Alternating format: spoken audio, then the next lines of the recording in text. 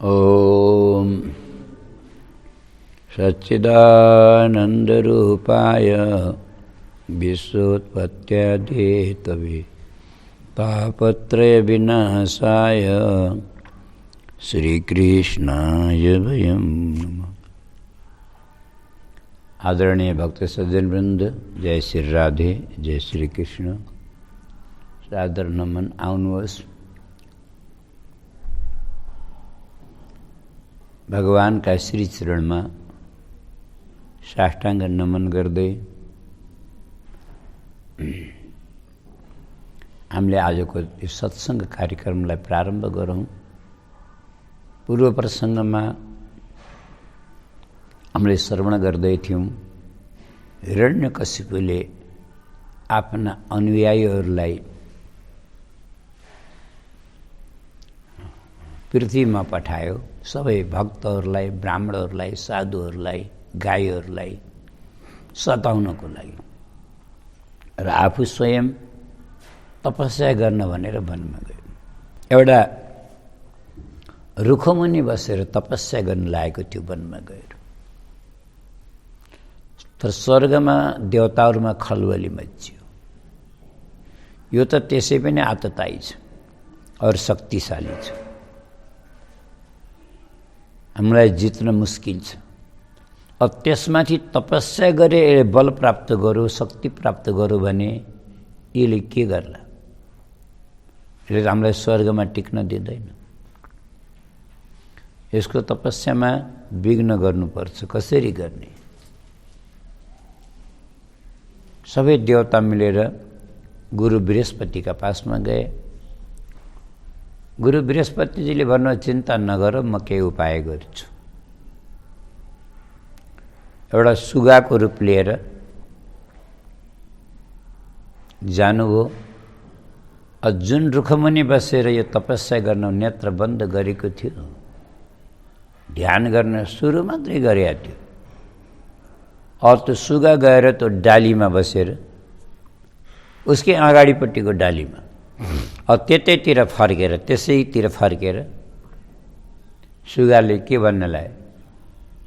नारायण नारायण नारायण। यसको ध्यान लागिसकेका थिएन, नेत्र बन्द गरेको मात्रै थियो। आँखा उघारेर हेरो, तपस्या गर्न बसेको मात्रै छु, कहाँबाट यो सुगा आएर मेरो शत्रुको नाम लिन्छ? यो त अशुभ भयो। उठेर एउटा ढुङ्गा उठायो, प्रहार गर्यो। सुगा उडेर गयो। फेरि दुबारा आँखा चिम्लेर बसेका थियो। सुगा त्यही डालीमा आएर नारायण नारायण नारायण। फेरि आँखा उघारेर यो सुगा त फेरि त्यहीँ आयो। फेरि त्यो सुगा उडायो, फेरि बस्यो। आँखा चिम्लन पाएन, सुगा आइहाल्छ फर्केर। त्यही डाली यहाँ बस्छ, उतैतिर फर्कन्छ, नारायण नारायण। सुगा होइन, सुगाको रूपमा स्वयं देवगुरु बृहस्पतिजी बोल्नु भएको छ। दिनभरि यस्तै हो। अन्त्यमा के सोचो, आजको दिन शुभ रहन्छ। यो तपस्या गर्न बसेको छु, दिनभरि शत्रुको नाम ल्याएको छु सुगाले, आज गर्दिनँ, फर्केर जान्छु। अनि फेरि दुबारा आएर कुनै राम्रो दिन सायद हेरेर आउनु पर्ला। गयो, फर्केर घर। कयादु दङ्ग परिन्। स्वामी, हजुरले त वरदान प्राप्त नगरेसम्म फर्केरै आउन्न भन्दै जानुभएको थियो त, अनि एकै दिनमा वरदान मिल्यो हजुरलाई? अच्छा, हिरण्यकशिपुले न एउटा अनमोल वचन कयादुलाई सुनाएर गयो, भनेर गएको थियो। वरदान नपाएसम्म म फर्केर आउँदिनँ भन्दाखेरि कयादुले विश्वास गरिनन्। स्वामी यस्तो पनि होला र वरदान हामीले सोचे जस्तै हैन आशा गरे जस्तै भनेकै बेलामा प्राप्त होला र? हिँड्नकाइसो चाहिँ नहुन सक्छ। तर म एउटा कुरा जानिएको छु, जीव नित्य छ, समय अनन्त छ। अब हामीले यसो विचार गरौँ है, त्यो एउटा अनमोल वचन हो कि होइन? विचार गर्ने हो भने जीव नित्य छ, मतलब मर्ने त शरीर हो, जीवात्मा त कहिल्यै मर्दैन, त नित्य भएन। और समय अनन्त छ। यसको तात्पर्य हामी बुझ्यौँ कि बुझेनौँ? मान्छेले जब दृढ सङ्कल्प गर्छ नि, तो एक जन्म होइन 100 जन्म चाहे 1000 जन्म लिन किन नपरोस्, तर उसले आफ्नो सङ्कल्प छोड्दैन और एक न एक दिन आफ्नो काम सिद्ध गरेर छोड्छ। यस जन्ममा रहेको आधा अधुरो जो सङ्कल्प हुन्छ नि, तो अर्को जन्ममा पुरा हुन्छ। यो नियम हो शास्त्र। अब त्यस्तो भनेर गएको हिरण्यकशिपु उसै दिन फर्केर आउँदा त कयाधुलाई त बडा आश्चर्य लाग्यो। सोधिन्, स्वामी के भयो हजुरलाई तपस्यामा? उसले भन्यो, कयाधु कुरै नगर, आजको दिन नराम्रो रहेछ, सायद नराम्रो रहेछ। मुहुर्त विचार नगरिकन गएँ, विघ्न भयो। अनि के विघ्न भयो भन्नु न स्वामी? एउटा चराले, सुगाले आएर जहाँ म तपस्या गर्न बसेको त्यही मेरै अगाडिको डालीमा बसेर मेरो शत्रुको नाम लिइरहेको थियो। कयाधुले भनिन्, स्वामी चराले पनि कहीँ मान्छेको नाम, मान्छेको जस्तै बोलीमा नाम लिन्छ र? बुझ्ने गरेर कसरी ल्याएको थियो भन्नु न? त्यो अरू सामान्य चरो होइन, सुगा हो। सुगा त बोल्छ नि त, सुगाको त आवाज आउँछ, जे सिकाऊ त्यही भन्छ। मतिर फर्केर नारायण नारायण नारायण। कयाधुको मन प्रसन्न भयो। मेरो पति महापापी, भगवानलाई शत्रु मान्छन्, अभागी हुन्, कहिल्यै प्रभुको नाम श्रद्धाले लिँदैनन्। चलो आज बिना श्रद्धाको सुगाको मुखबाट सुनेको बहानाले भए पनि मुखबाट नारायण नारायण भन्दा कति राम्रो लाग्यो। त्यतिखेर त कयाधुले केही ज्यादा उ गरिनन्। भोजन बनाइन, खाना दिइन्। अब यो थाकेको सुत्न गयो बिस्तरामा, जसै गरेर पल्टेको थियो। कयाधुले पनि अरू काम सब छोडछाड गरेर गइन्, गएर उनको चरण समातेर सेवा गर्न लागिन्। कयाधुलाई थाहा छ नि सोध्ने बेला यही हो। आएपछि त मान्छेको मुड कस्तो हुन्छ, जवाब पनि राम्रो मिल्छ मिल्दैन केही ग्यारेन्टी हुँदैन। कयाधुले सेवा गर्दै बस दुबारा त्यही कुरो कोट्याए, स्वामी अनि हजुरले के भन्नुभयो कि मैले राम्रोसँग बुझ्दै बुझिनँ। त्यो सुगाले नारायणको नाम लियो भन्नुहुन्छ, सुगाले पनि कसरी नारायणको नाम लिन्छ? मलाई सुरुबाट सबै सुनाउनु न। अब त बडा विस्तारले सुनाउन लाग्यो। हेर कयाधु, आज यस्तो भयो। म गएर रुखमुनि बसेको मात्रै थिएँ, आँखा चिम्लन भ्याएको थिइनँ, कताबाट त्यो सुगा आयो, मेरो आँखाकै अगाडि डालीमा बस्यो र मतिर फर्केर मलाई जिस्क्याए गरेर मतिर हेरी नारायण नारायण नारायण नारायण। अनि हजुरले के गर्नुभयो त? मैले उठेर ढुङ्गो टिपेँ, त्यसलाई उडाएँ।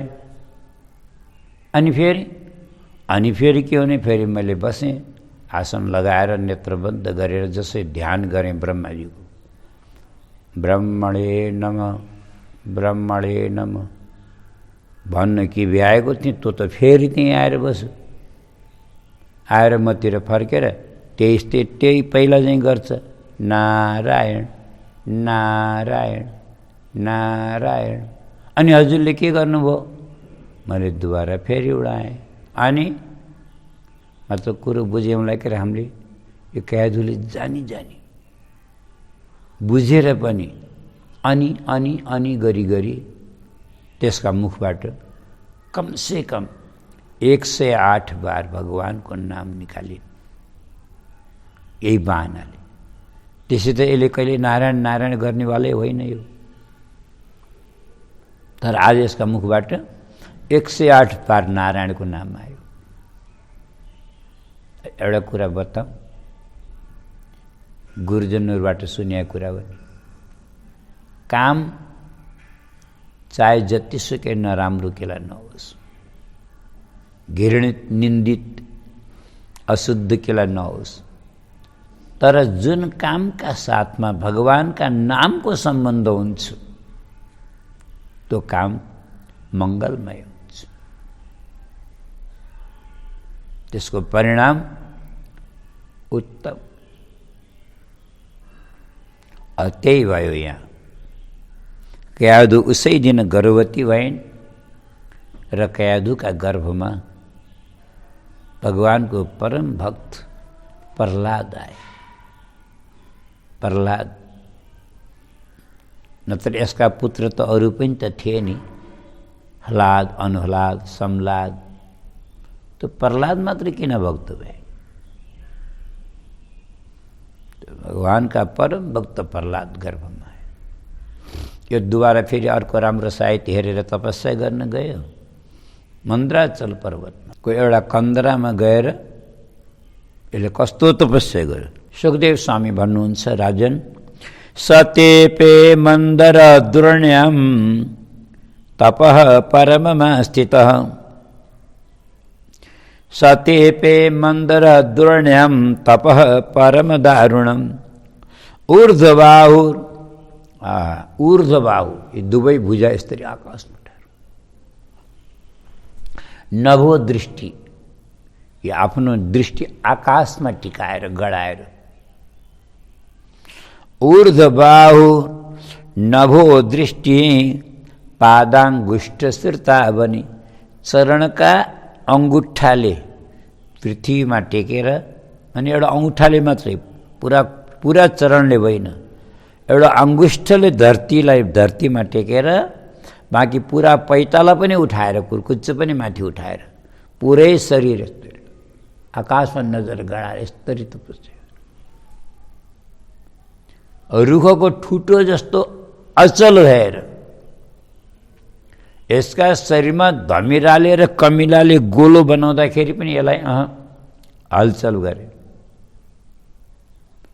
यसको केस बढेर जटा यस्तो झाडी जस्तो भयो, चराले गुण लाए, तर यसलाई बिना हलचल, यसको शरीरको रगत र मासु जति त कमिलाले र धमिराले चुसेर समाप्त पारे। प्राणा यस्तिसु सेरते, प्राण त यसका हड्डीमा गयो। प्राण जो हामीले भन्छौँ नि, कलौ अन्नगता प्राणायन, शास्त्रमा लेखेको छ कलियुगमा मनुष्यको प्राण कहाँ छ? अन्नमा। 2 दिन नमिल्ने भने हात खुट्टा लुला हुन्छ, 2-4 दिन मिलेन भने हरिओम तत्सत हुन्छ। किनकि कलियुगमा मनुष्यको प्राण अन्नमा टिकेको छ भने सतयुगमा प्राण हड्डीमा हुन्थे। यसका प्राण हड्डीमा, प्राण हेस्टिसु सेरते। देवताहरू डरले त्राही त्राही गर्न लाए, ब्रह्माका पासमा गएर भने, ब्रह्माजी हजुर यहाँ बडा आरामले बस्नु भएको छ। अब उहाँ हिरण्यकशिपुले तपस्या गरेर दोस्रो ब्रह्मा बन्ने चेष्टा गर्दैछ, नयाँ सृष्टि गर्ने उसको विचार छ। अनि उसले नयाँ सृष्टि गर्यो भने हजुरको सृष्टिलाई कसले कदर गर्ला? ब्रह्माजीले भन्नु, चिन्ता नगर, त्यो मौका आउन दिन्न, म आजै जान्छु म उसलाई वरदान दिन, तपस्याबाट उठाउनु। ब्रह्माजी आउनुभयो, तर कहाँ हेर्ने, त्यहाँ त सबै माटाका थुप्रा टिला टिला टिला छन् मस्तै। त्यसको शरीरमा पनि त धमिराले गोलो बनाएर एउटा माटाको टिलो जस्तो थियो, थुप्रो जस्तो थियो। अब माटाका कौना थुप्राभित्र चाहिँ के थाहा। अब कमण्डलुको जल थियो, हातमा लिनु, अभिमन्त्रित गर्नु, छिटा दिनुभयो, भन्नु उत्तिष्ठोत्तिष्ठ भद्रम ते तपः सिद्धोऽसि काश्यपः वरदो हमनो प्राप्तो ब्रियतामीप्सितो वर। उठ उठ काश्यप नन्दन, तिम्रो तपस्या पुरा भयो, म तिम्रो तपस्याले प्रसन्न भएर वरदान दिन आएको छु, वरदान माग। अब यो माटाको थुप्रोलाई, त्यो माटाको टिलोलाई यस्तै तोडेर फोडेर बाहिर आयो। यसको शरीर त देदीप्यमान अग्नि जस्तो तेजस्वी थियो, यो तपस्याको तेज। यसको शरीरको बाल आगाको लाउका जस्तै माथि आकाशतिर गएको। ब्रह्माजीलाई देखेर साष्टाङ्ग प्रणाम गर्यो, बडा सुन्दर स्तुति गरेर जोडेर। अनि भन्यो, ब्रह्माजी यदि हजुरले मलाई वरदान दिनुहुन्छ भने कृपा गरेर यस्तो वरदान दिनुहोस् कि मेरो मृत्यु कहिले नहोस्, मलाई अमर बनाइदिनुहोस्। ब्रह्माजीले भन्नु, बाबु संसारमा जन्मेको मान्छे अमर त कोही पनि हुँदैन, मर्नै पर्छ, सबलाई मर्नुपर्छ, तिमीलाई मात्रै होइन। अमर त मै पनि छैन, तिमीलाई कहाँ अमर बनाइदिउँ, मेरो पनि 2 प्रार्धको आयु छ। अहिले पहिलो प्रार्ध पुरा भएर दोस्रो प्रार्धमा मेरो प्रवेश भएको छ। तिमीलाई अमर कहाँबाट? अमर हुने वरदान छोडेर अरू जे मागे पनि दिन्छु, भन के चाहियो।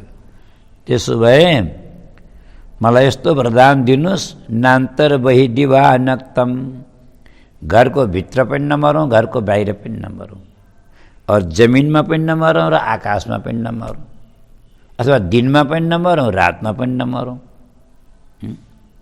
अच्छा, अन्यस्मा दपि चायुधै, अरू पनि कुनै अस्त्र शस्त्रले मेरो मृत्यु नहोस्। न नरै न मृगैरपि, न मनुष्यद्वारा न पशुद्वारा, कसैद्वारा, यहाँ तक कि ब्रह्माजी हजुरका सृष्टिभित्र जति प्राणी छन् ती कुनै पनि प्राणीद्वारा मेरो मृत्यु नहोस्। ब्रह्माजीले भन्नु, वरदान त तैँले दुर्लभ मागिस्, तर वचन दिइसकेको छु, नाइ त भन्नै मिलेन। त्यही भएर तथास्तु भनिदिनु ब्रह्माजीले, बाँकी नारायणले जानुन्। यसो मान्छेले पनि बिगार्ने बेला काम आफूले बिगार्छन् होइन, आपसी भन्ने बेला के भन्छन्, अब भगवानको त्यही मर्जी थियो त हामीले के गरौँ। काम भगवानका मर्जीले बिग्रे हुन्छ कि मान्छेको गल्तीले? के छोडो मिनी कुरा। ब्रह्माजी अन्तर ध्यान हुनुभयो, यो अट्टहास गरेर पहिला त हाँस्यो। केलाई? यसले ब्रह्मालाई मैले मूर्ख बनाएँ भन्ने सोच्यो। अच्छा, जो मान्छे स्वयं आफू मूर्ख हुन्छ नि, त्यसले संसारमा हर कसैलाई मूर्खै मूर्ख सम्झन्छ, अरूलाई पनि मूर्ख मान्छ, किन उसको सोच्ने शक्ति नै त्यति हुन्छ। जस्तै एउटा सानो उदाहरण दिउँ है त। 4 जना मान्छे, गाउँका मान्छे गएछन् बम्बई जाउँ भनेर सल्लाह गरेर। अब गएर यहाँ बोर्डरबाट उता गए, भारतमा गए, रेलमा बसे, सिधै बम्बईको रेल रहेछ, पुगे बम्बई। अब बम्बईमा गएर महाराज त्यो घर हेर्दाखेरि त 40-50 मन्जिला घर दङ्गै परे। अब आजकल त यता पनि हल्का हल्का घर हुन लाए, पहिला पहिला त यता कहाँ हल्का हल्का हुन्थ्यो, अझ गाउँघरमा त झन् कहाँ हुने। साना घरमा झोपडा बसिया मान्छे 81 40-50 मन्जिला घर देख्दा त दङ्गै। अनि 4 जना एउटा चौरायामा उभिएछन् र अनि त्यो घरको तला गर्न लागेछन्। हेर त साथी कति हल्को घर हो, यसका तला गनौँ। 1 2 3 4 चिच्चे गर्ने। उतातिर ट्राफिक पुलिस रहेछ, उनले देखेर बुझिहाले गाउँका गँवार हुन् भन्ने, ठग्न पर्यो भनेर आएछन्। ए को हो तिम्रो? यहाँ बम्बईको घरको तलगनीको पैसा लाग्छ भन्ने थाहा छैन? एउटा तलगनीको 10 रुपियाँ लाग्छ। कतिवटा तलगनी छौ न ढाँटिकन बनाऊ। हजुर 10 वटा गनिया छ। 10 वटा गनिया छ, धेरै त होइन नि, होइन 10 वटा मात्रै। 10 अंक 100, ल 4 जनाले 100 निकालो। 4 वटाले 100 रुपियाँ निकाले। अब पुलिसलाई त चाय पानी भइगयो, किन बसुन् र गए होटलतिर। अहिले चावडा मरी पेट मिची हाँस्न लाए। एकजनालाई आएर सोधे, होइन भाइ हो यसरी पेट मिची हाँस्या छौ किन? कुरै नगर्नुहोस् न हजुर, हामीले सुनेका थियौँ बम्बईमा निकै महिम भन्ने बाठा मान्छे बस्छन् अरे, बुद्धि भएका बसिया छन् भन्ने सुनेका थियौँ। पर त्यस्ता बुद्धि भएका बाठालाई पनि आज हामीले लाटा बनाइदियौँ, मूर्ख बनाइदियौँ।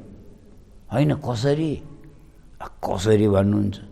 कहाँ 20 वटा तला गनिया थियौँ, जम्मा 10 का मात्रै पैसा दिए। बिचरा सुन्ने मान्छे पनि हाँसेर दङ्ग पर्छ।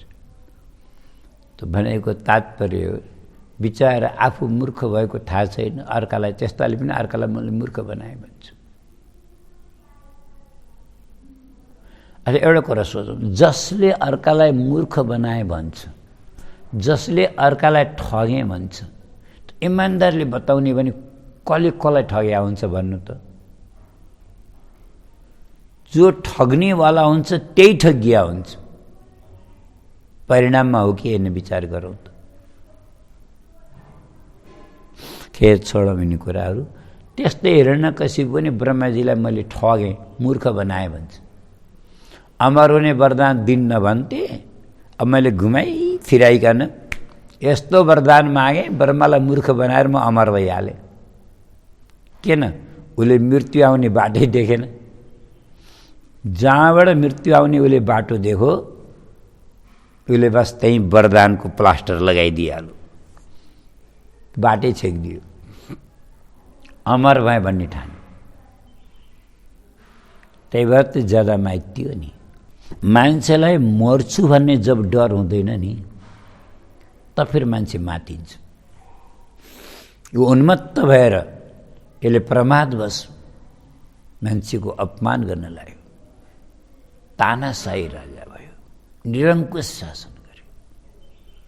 यसले यस्तो शासन गर्यो, मनुष्य पृथ्वीलाई त कोरी छोड्नु, स्वर्गमा गएर देवतालाई शासन। के भन्छ? दिनको एक बार तिम्रो मेरो दरबारमा हाजिरी दिन आउनुपर्छ। केलाई के काम छ? काम त हुँदाका दिन बताउँछु नि, दिनको एक बार हाजिरी दिन आयो न।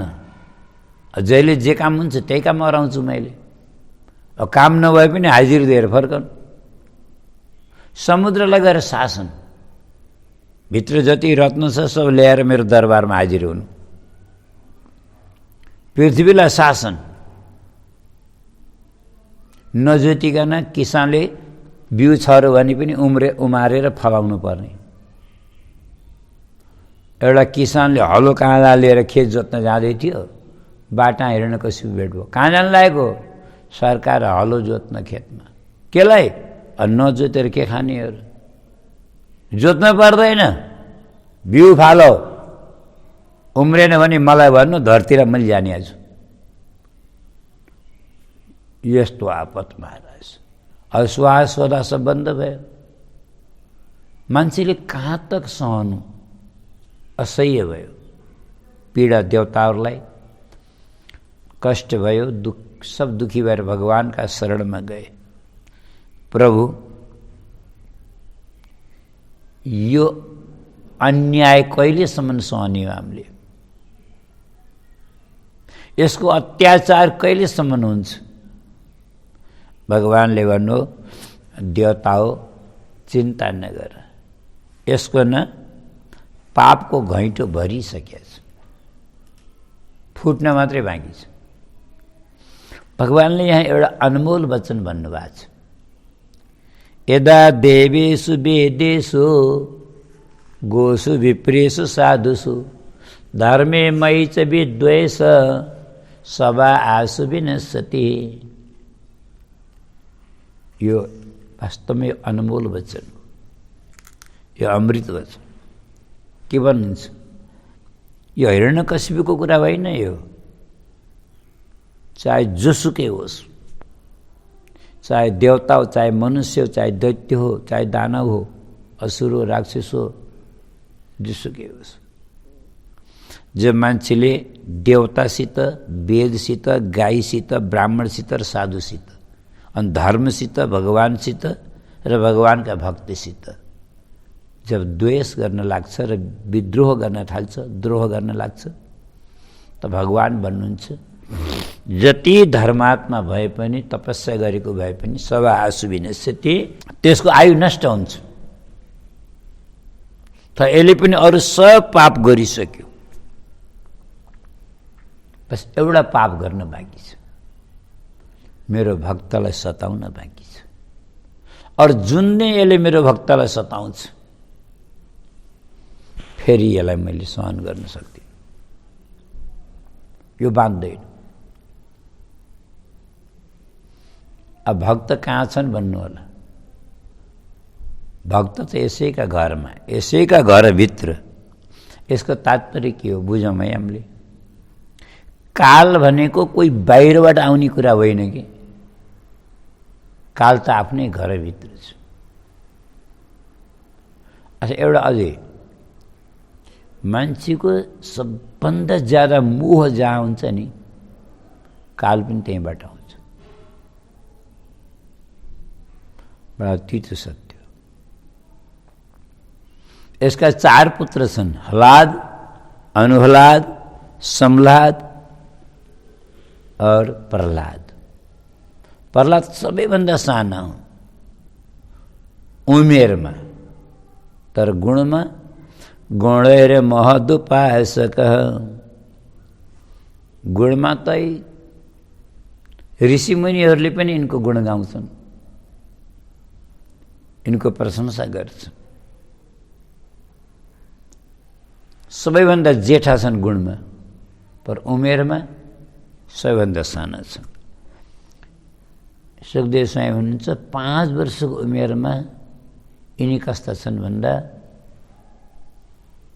दिन दुनियाँको यिनलाई थाहै छैन, होसै छैन, मतलबै छैन। एकान्तमा बस्छन्, भगवानको स्मरण गर्छन्, अरू जस्तो जस्तो लीला याद आउँछ त्यस्तै त्यस्तै फेरि अनुकरण गर्छन्। यिनको भाव देखिन्छ। जस्तै एउटा कुरा भनौँ, प्रहलादजी नवधा भक्तिमा स्मरण भक्तिका आचार्य मानिनुहुन्छ। नवधा भक्ति जस्तै अब अहिले आउँछ अगाडि प्रसङ्ग, श्री विष्णु श्रवणे परीक्षित भवत। श्रवण भक्तिका आचार्य परीक्षित भए। और वैयासकी कीर्तने, सुखदेव स्वामी कीर्तन भक्ति का आचार्य।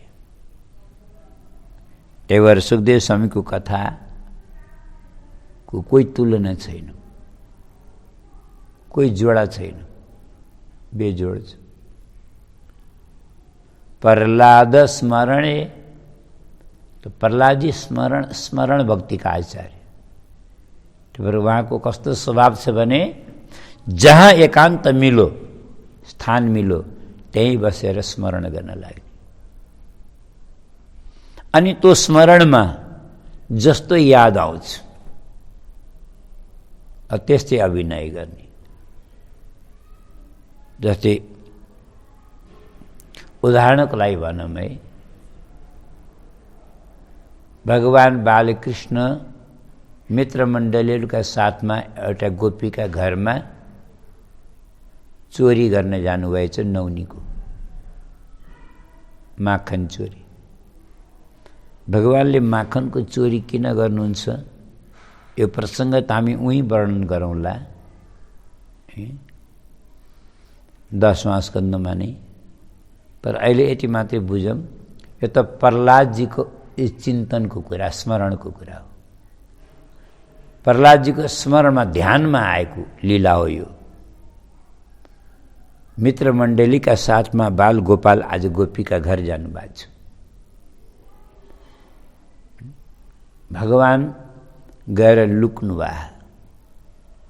यसो हेर्दा त गोपी भान्सामा भोजन बनाउँदै रहेछन्। भगवानले भन्नु गोपी भित्र छन्, चोरी गर्नु त मिलेन।